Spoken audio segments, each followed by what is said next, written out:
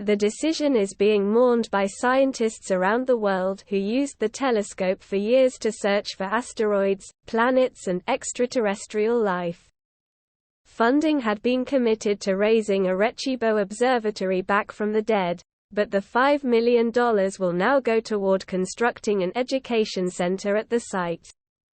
When a cable holding up a 900-ton receiver platform snapped and sent the massive structure hurling onto the reflector dish more than 400 feet below, smashing right through it. The 1,000-foot-wide dish also was featured in the Jodie Foster film, Contact, and the James Bond movie, GoldenEye. The collapse of Arecibo stunned many experts who had relied on what was until recently the largest radio telescope in the world. Jonathan Friedman, who worked for 26 years as a senior research associate at the observatory and still lives near it, said in 2020, "It sounded like a rumble. I knew exactly what it was. I was screaming. Personally, I was out of control.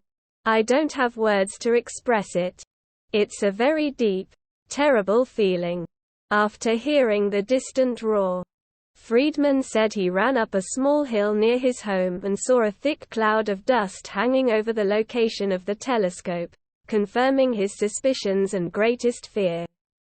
Arecibo had endured hurricanes, tropical humidity and a recent string of earthquakes in its 57 years of operation, but it was mechanical failures that brought it down for good. It received a grant of $2 million in 2018 shortly after Hurricanes Irma and Maria ripped through the island and damaged the observatory. However, between 2001 and 2006, NASA had decreased and then fully eliminated its support of the planetary device.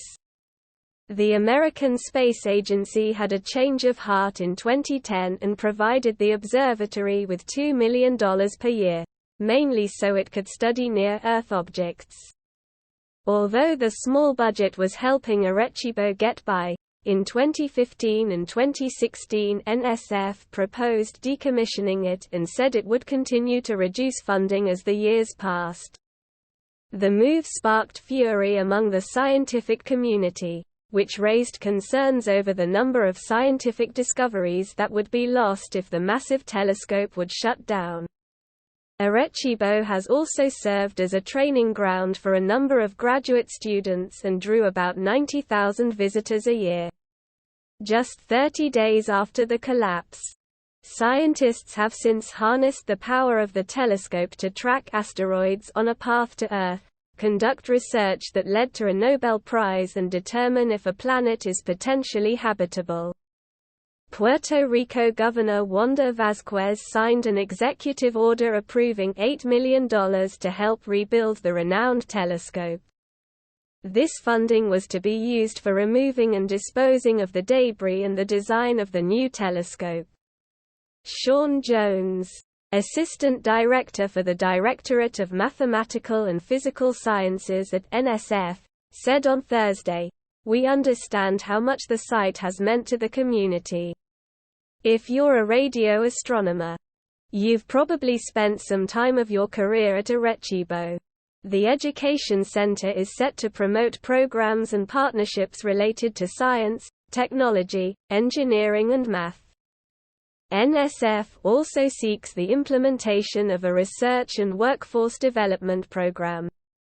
With the center slated to open next year in the northern mountain town of Arecibo where the telescope was once located.